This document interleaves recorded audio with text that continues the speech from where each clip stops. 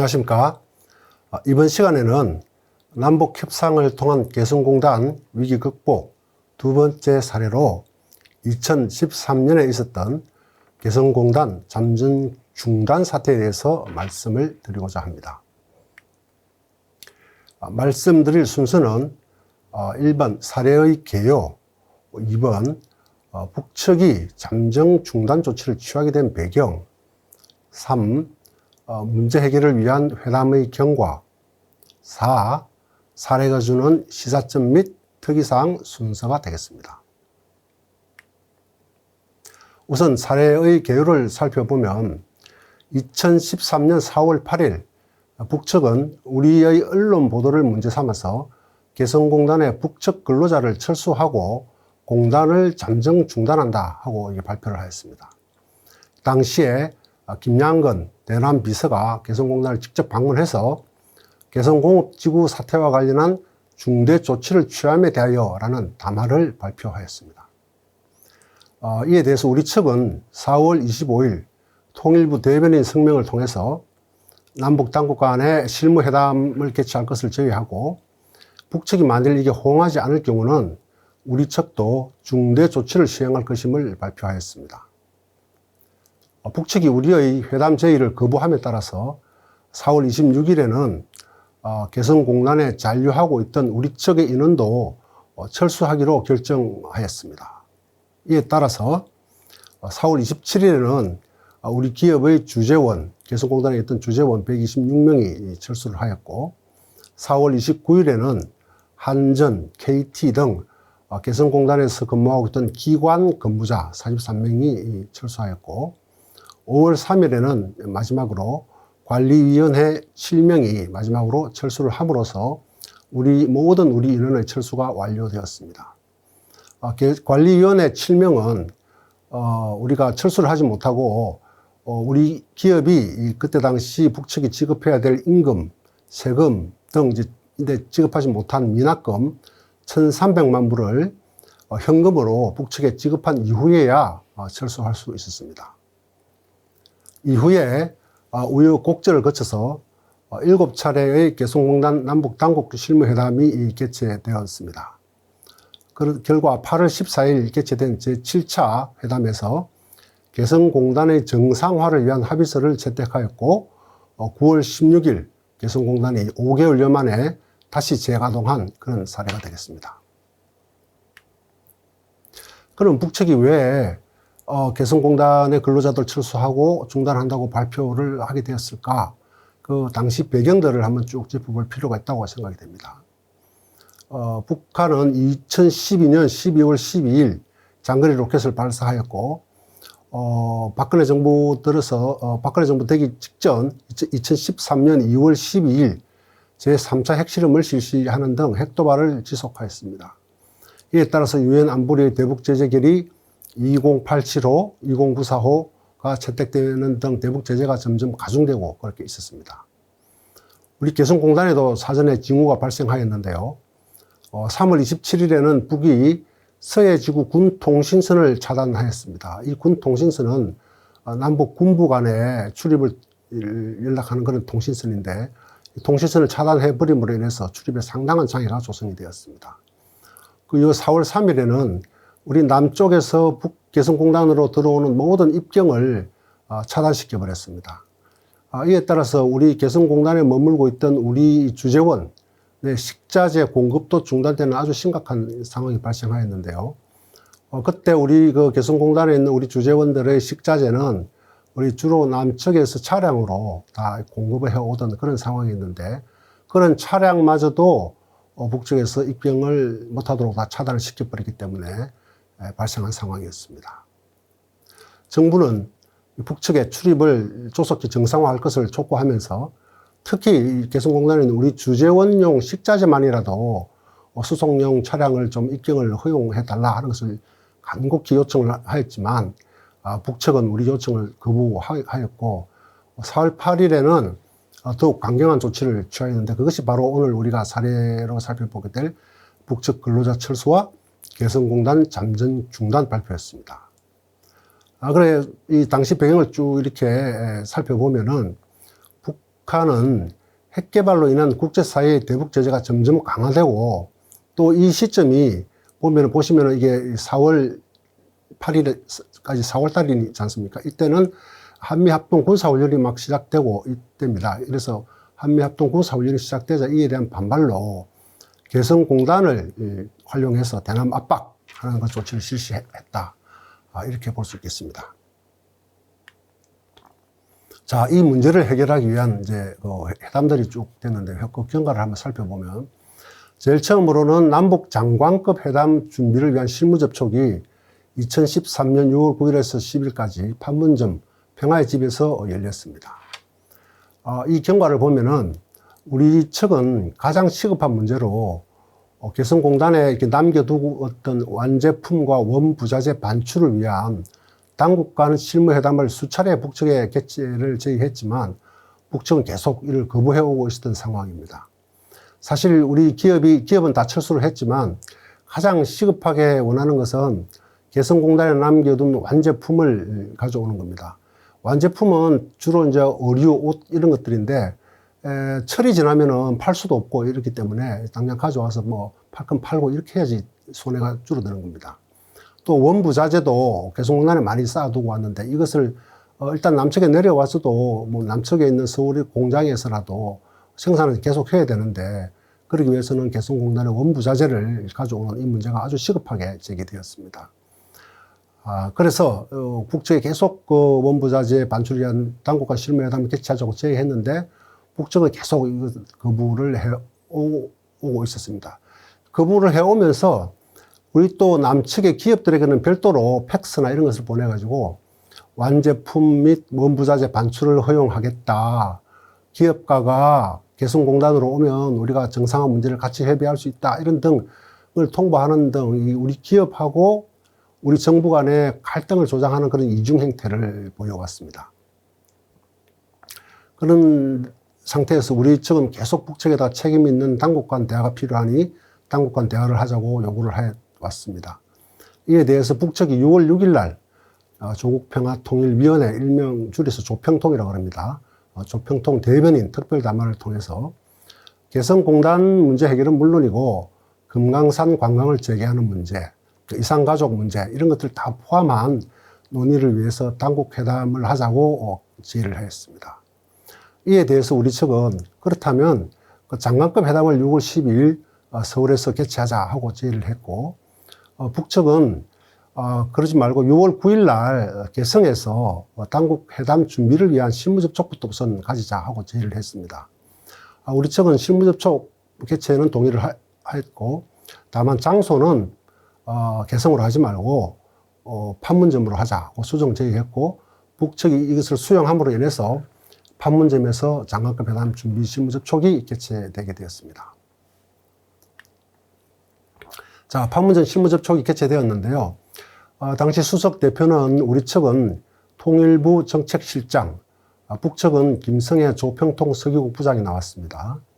그래서 전체 회의 1회 수석 대표 접촉 8회를 개최를 하였고 쌍방이 접촉해서 제안한 내용은 우리 측은 회담 명칭을 장관급 회담으로 하고 통일부 장관을 수석 대표로 하고 6월 12일, 13일 서울에서 개최하자는 그런 제안을 했고 북측은 명칭을 좀 애매하게 붙였습니다. 북남 당국 회담으로 하자.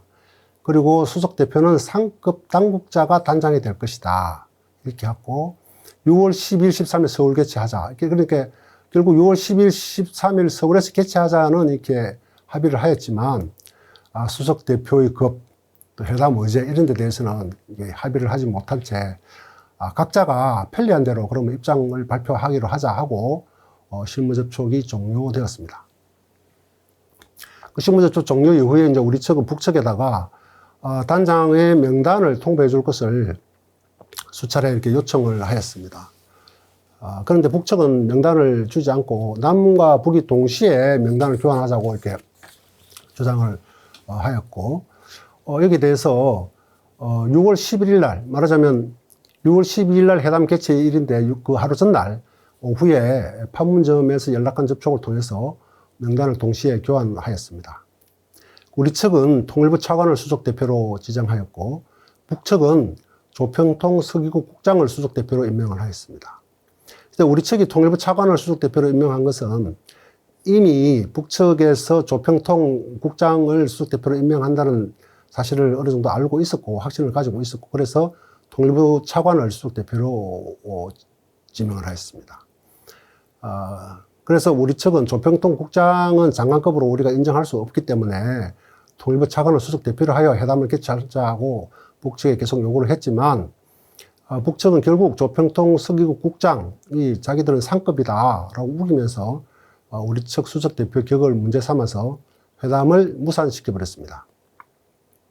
이러한 사례는 남과 북이 각각 그 정부 조직이나 체계가 달라서 발생하는 그 문제로 볼 수 있고 조평통 그때 당시에 현재는 뭐 북측 내각 기관이 되었지만 그때는 노동당의 외곽 단체로 존재하였습니다.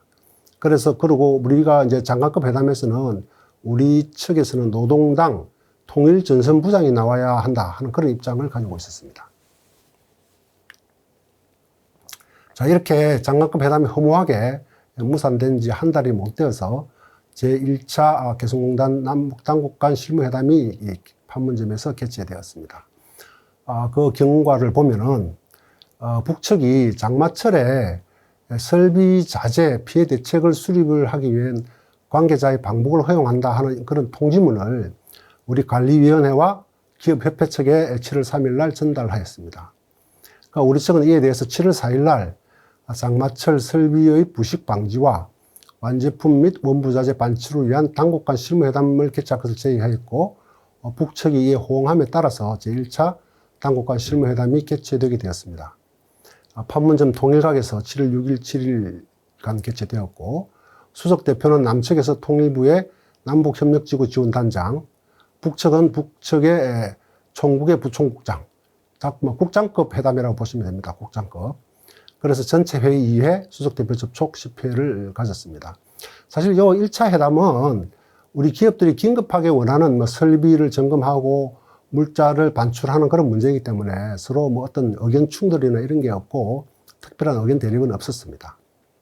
결과는 그렇다면 7월 10일부터 기업들이 설비 점검 및 정비를 진행하고 완제품 및 원부자재를 반출을 할 수 있도록 한다 하는 거고 또 준비되는 데 따라서 기업들이 재가동하도록 하며 후속 회담을 7월 10일 개최하기로 하고 합의하고 제1차 당국과 실무회담은 종료가 되었습니다. 자, 7월 10일 날 후속 회담을 개최하기로 한 데 따라서 7월 10일 날 제2차 당국과 실무회담 개최되었습니다. 그런데 여기서는 제2차부터 제6차까지 한꺼번에 몰아서 이렇게 보게 될 텐데요. 왜 뭐 2차부터 6차까지는 특별한 뭐 회담의 진전 사항이 없고 거의 뭐 공방전으로 일관하다시피 했기 때문에 같이 한꺼번에 이렇게 살펴보도록 그렇게 하겠습니다. 장소는 개성공단 종합지원센터에서 개최가 되었는데 종합지원센터는 이때 관리위원회 사무실로 보시면 됩니다. 뭐 개성공단에서 가장 높은 15층 건물이고 2020년도에 우리 그 공동연락사무소 폭파될 때 그 뒤에 서 있는 큰 건물, 아마 보셨던 분은 보셨을 텐데 그 큰 건물이 종합지원센터입니다. 수석대표는 우리 측은 통일부의 남북협력지구 지원단장, 이고 북측은 총국 부총국장이었습니다. 근데 우리 측은 수석대표를 2차 회담까지만 이렇게 하고 3차 회담부터는 수석대표를 교체를 하였습니다. 남북협력지구 지원단장이라는 타이틀은 같지만 사람이 다른 사람으로 바뀌었습니다. 사실 그 어떤 회담이 진행 중에는 수석대표를 교체를 잘 하지 않는 게 관행인데 이번 사안은 굉장히 그 전 국민적인 어떤 관심사항이 있었고 또 내부에서 대통령부터 실무진까지 아주 관심을 많이 가지고 있는 그런 회담이었고 아주 민감한 특수한 그런 상황이 또 발생하고 이래서 우리 측의 수석대표를 교체하게 되었던 것입니다. 그 주요 의제는 2차 회담부터는 실질적으로 개성공단 가동 중단에 대한 책임 문제, 재발 방지 등 이런 문제들을 주로 집중적으로 논의하였습니다. 그러니까 제1차 회담에서는 이제 기업들이 시급하게 제기한 그런 과제들이 일단락되고 해결됐다고 봤기 때문에 제2차 회담부터는 본격적으로 책임 공방 문제, 재발 방지 문제 이런 걸 집중적으로 논의를 하게 되었습니다. 쌍방 입장은 우리 측은 일방적인 가동 중단에 대한 북측의 책임 표명이 필요하다. 재발 방지에 대한 약속과 함께 가시적인 조치가 있어야 재가동이 가능하다. 발전적 정상화로 구상을 제시를 했고요. 북측은 남측도 책임이 있다. 또 재발 방지나 발전적 정상화에 대한 구체적인 그런 입장 표명은 없이 즉각적으로 재가동하자.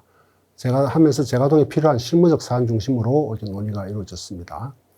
결과는 어떤 합의점을 찾지를 못한 채 공방전으로 지속되었고, 사실 제6차 당국간 실무회담에서는 제7차 회담 날짜도 잡지 못한 채 종료가 되었습니다. 그리고 6차 회담 이후에 북측이 우리 측 기자실에 난입하여서 우리 측을 비난하는 기자회견을 진행하기도 했습니다.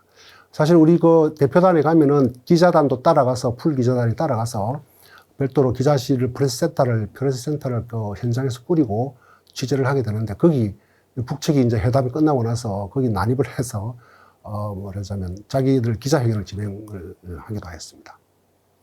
어찌됐든 이래서 이제 당국간 실무회담이 기약 없이 종료가 된 상태가 되었습니다.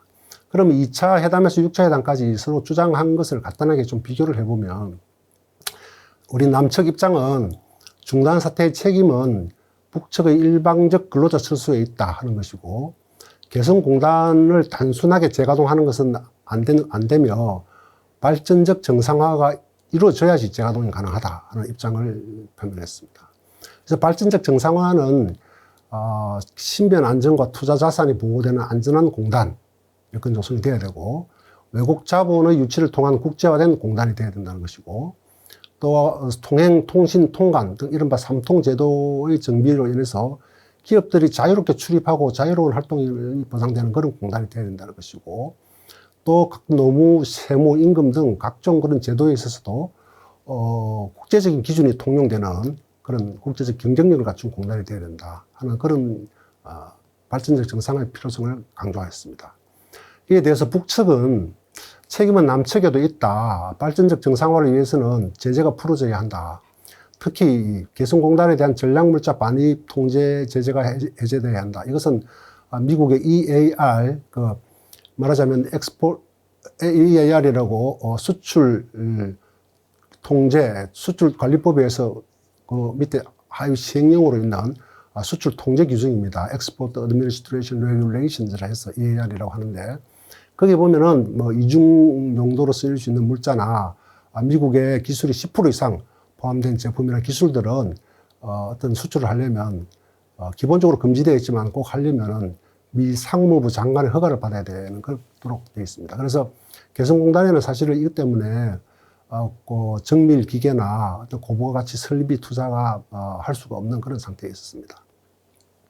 또 북측이 제기하는 게 이제 5.14 조치로 인한 신규 투자가 금지되고 있었기 때문에 5.14 조치를 해제를 해서 신규 투자가 이루어질 수 있도록 해야 된다. 그리고 즉각 재가동이 가장 좋은 피해 방지 대책이다. 기업들이 설비 정비가 끝나는 대로 재가동이 들어가도록 하자. 기업의 피해 보상하는 문제는 향후에 공동위원회를 구성해서 해결하자 하는 것이 이제 북측의 주장이었습니다. 이렇게 해서 이제 6차 당국간 회담 이후에 참 기약도 없이 종료되었는데, 그 이후 동향을 살펴볼 필요가 있겠습니다. 자, 6차 회담이 끝난 3일 후엔 7월 28일 통일부 장관 성명을 통해서 북측이 발전적 정상화에 대해 명확한 답을 주지 않으면 우리 측은 중대한 결정을 내릴 것이다. 이러면서 7월 29일 날 제7차 실무회담을 개최할 것을 제의했습니다.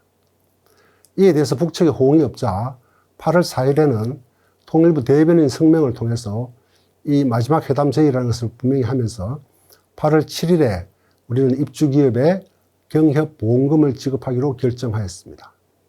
당시에 우리 기업들의 피해액은 7천억 원을 넘어가는 그런 상황이었습니다. 사실 이 경협 보험금은 지급은 상당히 그 의미가 있는데, 기업의 투자본에 대해서 손실을 보전하는 그런 제도인데, 투자금의 90%, 70억 원 한도 내에서 보험금을 지급해 주는 겁니다. 그래서 이런 조치들은 개성공단의 폐쇄를 염두에 두는 조치라고 할 수 있습니다. 실제 8월 7일부터 우리 기업들 59개 기업이 경협 보험금을 수령하기도 하였습니다. 그래서 여기 이렇게 우리가 발표하고 나니까 경협보험금을 지급하는 8월 7일 날에 북측은 조평통 대변인 특별담화를 통해서 잠정 중단 조치의 해제와 출입을 전면 허용하고 북측 근로자의 정상 출근하고 중단 사태의 재발 방지와 정상 운영 보장하겠다는 것을 밝히면서 8월 14일 제7차 실무회담을 개최하자고 제의를 해왔고, 이에 따라서 8월 14일 제7차 남북당국간 실무회담이 개최되게 되었습니다. 쟁점은 발전적 정상화 조치와 재발 방지 문제로 이제 압축이 되어 있는데, 쌍방 입장은 우리 측은 개성공단 단순한 재가동은 안 된다. 발전적 정상화를 위한 제도 장치를 마련한 이후에 재가동이 가능하다. 북측인 재발 방지를 보장하라. 그런 것이고, 북측은 즉시 대가동하자. 발전적 정상화를 위해서 제재 해제가 필요하다. 재발 방지는 남과 북이 공동으로 노력해야 될 그런 문제다. 그런 입장들을 피력하였습니다. 결과는 개성공단의 정상화를 위한 합의서를 채택하게 되었는데, 이 전체 회의와 세 차례의 수석 대표 접촉을 거쳤고, 우리 측은 협의 과정에서도 선 발전적 정상화 조치 후 재가동 가능, 이 입장을 강하게 배수진을 치고 견지함으로써 우리 측 안 중심으로 5개항의 합의서가 채택이 될 수 있었습니다. 그 합의서의 주요 내용을 간단하게 살펴보면, 남과 북은 어떤 경우에도 정치의 영향을 받음이 없이 정상적인 운영을 보장한다. 재발 방지죠. 재발 방지 대책이고. 그 다음에 신변 안전 투자 자산 3통 문제를 해결한다. 상시적으로 통행이 가능하고 인터넷과 이동 전화가 가능하고 통원 간소화. 국제 수준의 기업 활동을 보장한다. 외국 기업을 유치하고 노무, 세무, 임금 등에 있어서 어떤 국제적인 기준이 통용되는 그런 공단. 그리고 또 합의사항 이행을 위해서는 이런 개성공단 남북공동위원회를 구성하여 운영을 하도록 한다. 그리고 공동위원회 산하에 4개의 분과위원회를 설치한다. 이렇게 되어 있습니다. 그 4개 분과위원회는 국제 경쟁력 제고를 위한 국제 경쟁력 분과, 투자 보장과 관리 운영 분과, 삼통 분과, 출입 처리 분과, 이 4개의 분과별로 각자에게 합의사항 이행을 점검하고 추진해 나가는 그런 체제를 갖췄습니다. 그리고 기업들이 재가동할 수 있도록 적극 노력한다. 그런 내용입니다. 이 합의서의 주요 내용을 보면 우리가 그동안에 주장해왔던 발전적 정상화라는 그런 내용들이 제대로 잘 들어가 있다고 그렇게 봐집니다. 이후 남북공동위원회가 여기 이제 합의사항 제4항에 따라서 개성공단 남북공동위원회를 구성 운영하도록 되어 있기 때문에 이제 그게 공동위원회를 구성 운영하였고, 이 공동위원회 제2차 회의 9월 12일에서 11일 열렸는데, 2차 회의에서 9월 16일부터 기업들이 시운전을 거쳐서 재가동하기로 한다 하는 그런 공동 발표문을 채택하였습니다. 이에 따라서 실제 9월 16일부터 개성공단이 재가동에 들어갈 수 있었습니다.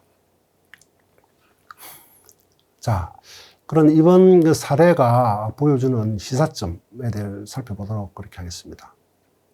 우선 원칙을 지키며 단호한 어떤 그런 입장을 견지할 때 우리도 회담을 리드해 나갈 수 있다 하는 그런 겁니다. 우리 측은 발전적 정상화가 없는 개성공단에는 사실 미련이 없다는 그런 단호한 입장을 견지함으로써 협상력을 제고할 수 있었다. 그런 것들을 단호한 입장을 견지할 때 비로소 협상력이 생기는 것이다. 이런 것을 시사점을 받을 수가 있다고 생각합니다. 이런 단호한 입장을 표명한 대표적인 사례로서 우선 첫 번째로는 개성공단은 우리 측 근로자를 철수한 그런 결정입니다. 우리 측 근로자, 북측이 4월 8일 날 북측 근로자를 다 철수해버렸고, 또 우리 측 근로자도 단계적으로 철수해서 5월 3일 날 다 철수하게 됐는데, 우리 측 근로자가 다 철수해버리면 이제 개성공단은 텅텅 빈 공단이 되지 않습니까? 그런 우리 측 근로자를 철수하는 그런 행위는 개성공단을 폐쇄할 수도 있다 하는 어떤 북측에 보내는 강력한 신호가 된다고 그렇게 생각하겠습니다. 또 하나는 우리가 경협보험금을 지급키로 한 것인데요. 경협보험금에 대해서는 앞에 제가 설명드렸고 그 성격에 대해서는 이에 대해서 북측이 제7차 당국간 회담을 경협보험금을 지급하기로 한 날, 부랴부랴 이렇게 제기한 거를 봐서, 경협보험금 지급에 대한 어떤 단호한 어떤 결정에 대한 어떤 협상력, 이런 것도 느낄 수가 있습니다. 그리고 또 회담이 개최되었을 때, 또, 북측은 계속 그 7차 회담에서도, 마지막 회담에서도 우선 공단을 재가동하자. 기업들이 저렇게 하루하루 목을 빼고 기다리고 있지 않느냐. 우선 재가동 해놓고 보자. 사실 또 그것도 일리가 있는 말입니다. 우선 재가동부터 해놓고 하나하나 뭐 발전적 정상화를 하든 이렇게 개선해 나가면 되는 거 아니냐. 지금 급하니까. 이렇게 주장을 했는데, 우리들은 그것을 받아들이지 않고, 발전적 정상화 후에야 재가동이 가능하다는 입장을 계속 고수하고 배수진을 치고 갔습니다. 그래서 결국 마지막에 북측도 우리 쪽에 이제 동조해 올 수밖에 없었고, 그런 그 입장을 관철해 나가는 그런 과정들. 이런 과정들은, 북측과 협의할 때, 협상할 때, 어떠한 태도가 필요한지에 대해서 굉장히 상당한 그 시사점을 준다. 이렇게 말씀드릴 수 있겠습니다. 또 하나는, 북측과 협상에서 우리 정부와 기업 간의 신뢰와 소통이 아주 협상력을 좌우하는 그런 문제다. 사실 우리 정부의 협상력은 우리 기업 또는 기업이 우리 정부를 얼마나 믿고 있느냐에 따라서 좌우된다고 말할 수 있습니다. 북측은 항상 어떤 기업과 이렇게 우리 정부와의 갈등을 이렇게 부추기는 그런 행동을 하기 때문에, 그런 이간질에 이런 데도 절대 이렇게 흔들리지 않고 정부를 신뢰할 때 우리 정부는 비로소 협상력을 가지고 협상을 할 수 있다. 이런 점이 되겠습니다. 이번에도 북측은 우리가 당국 회담을 제의를 하면 항상 거부를 해왔고, 그런 채 우리 기업과 직접 연락을 하고 정부와 기업 간의 갈등을 조장하는 행위들을 계속 해왔습니다. 이건 앞에서도 제가 설명을 드린 바가 있습니다. 기업들이 올라오면 뭐 기업들하고 뭐 이렇게 정상화 문제를 협의할 수 있다든지, 또 무슨 뭐 그런 것들 별도로 팩스를 보내가지고 어떤 이중 행동을 한 그런 것들입니다. 또 북측은 당시 기업들이 또 하루라도 빨리 재가동하기를 바라고 있다는 그런 심리에 편승해가지고 항상 즉각적인 재가동을 주장하면서 남측을 압박해 왔었습니다. 그런 상황에서 우리가 발전적 정상화, 이 발전적 정상화 상당히 시간이 걸리는 이야기들이죠. 발전적 정상화의 강조는 자칫 북측의 강경경 대응을 불러와서 재가동 자체를 어렵게 할 위험도 있었지만은, 정부와 기업이 또 협력하여서 우리 측의 협상력을 계속 유지할 수 있었다. 그런 시사점을 말씀드릴 수 있겠습니다. 또 하나는 이제 의제에 대한 초점 유지가 굉장히 중요하다. 초점을 유지하는 것이. 또 북측의 어떤 협상력 주도권을 지기 위한 우리 측 조바심 촉발 등 이런 것들 행위에 대해서는 의연하게 대처하는 것이 중요하다. 북측은 그 앞에 무산된 장관급 회담, 당국 회담을 제의하면서도 개성공단 현안뿐 아니라 금강산 관광을 재개하는 문제, 또 이산가족 그런 문제를 다 포함해서 남북한 현안 문제, 이라고 해서 의제를 아주 포괄적으로 설정해서 물타기를 시도한 바가 있습니다. 또 회담 하루 전에는 우리 앞에서도 설명을 드렸습니다만 수석 대표의 격을 문제 삼아서 회담을 무산시키는 등 이런 것들은 결국은 자기들이 회담의 주도권 확보를 위한 우리 측에서 조바심을 유도하기 위한 것. 혹시 그럼에도 불구하고 우리가 장관급이 그러면 조평통 국장하고 조평통 서기국 국장하고 장관급 회담을 개최를 할 수도 있었고, 그런 거죠. 조바심으로 인해서 그런 조바심을 유도하는 그런 행위들. 그런데 여기에 대해서 우리는 의연하게 잘 대처를 해왔고, 오히려 이후에는 이 회담이 장관급 회담이 무산된 이후에는 실무 회담으로 격을 낮춰서 개성공단 문제에 집중하여 회담을 진행함으로써 오히려 좋은 결과가 도출될 수 있었다는 점입니다. 또 하나는 이제 그 별도 기구에서 뭐 논의하도록 것을 위임하는 경우는 성과를 기대하기 상당히 어렵다 하는 점입니다. 우리가 발전적 정상화의 구체적인 추진은 결국 남북공동위원회를 구성하여 협의키로 위임을 했는데, 남북공동위원회는 6차례 운영되었지만 발전적 정상화는 전혀 추진되지 못하는 그런 게 되었습니다. 남북공동위원회는 그렇지만 이제 개성공단 문제에 대해서 당국 간 상시적인 협의 채널을 마련했다 하는 점에서는 의미가 있다. 그렇게 하겠습니다. 우리 이번 사례에서 나타난 특이 동향을 보면은 앞에서도 말씀드렸습니다만 6차 회담 종료 후에 북측은 일방적으로 우리 측 기자실에 난입하여 기자회견을 진행하였습니다. 북측도 준비한 기자회견문을 배포하고 자기들 발언문, 회담에서 이제 비공개로 했는데 자기들이 발언한 내용들 다 이렇게 공개하고 또 자기들 준비해온 합의서안 이런 것들을 우리 기자들에게 다 배포하면서 우리 측을 비난했습니다. 이런 걸 볼 때 미리 또 사전에 다 준비해서 이렇게 해왔던 걸로 생각이 됩니다. 또 3차 회담부터는 우리 측 수석 대표가 교체가 되었습니다. 이런 건 정도로 특이 동향을 말씀드릴 수 있겠습니다. 네, 이상으로 제 강의를 마치도록 하겠습니다. 아무쪼록 이번 강의가 남북 협상에 대한 우리 이해를 제고하고 향후에 남북 협상에서도 많은 참고가 되었으면 하는 마음입니다. 네, 수고하셨습니다.